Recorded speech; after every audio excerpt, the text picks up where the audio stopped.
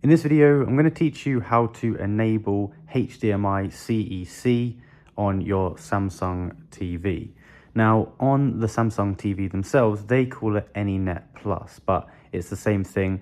I'm going to teach you how to actually go ahead and enable it, or even disable it if that's what you want to do. So first of all, I'm just going to go back here. And what we want to do is go ahead and click on this button here, which is the home button. Now from the home button, we need to go over to the left and down here to settings. Now I want to go across into all settings and hit this button here and go into it.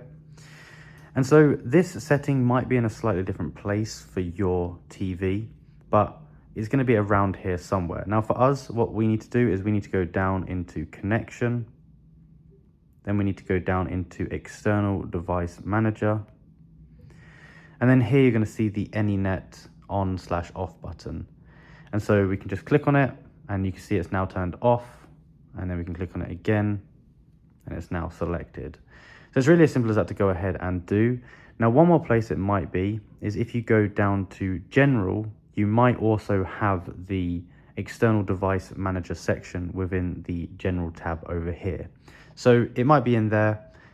It's just worth checking both places, but you should have that setting somewhere on your TV. Even if your remote looks slightly different, and even if the UI is slightly different, it should be there somewhere.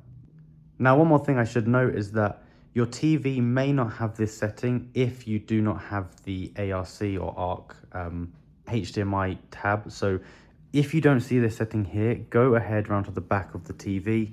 I can't really show you very easily here. But go to the back of the TV and on the HDMI, it should say ARC or something like that. It should be labeled on the actual HDMI cable itself. So go ahead, check on that, and there we go. If you find it useful, be sure to like and subscribe. Comment down below if you helped you out. And thank you for watching. I'll see you in the next one.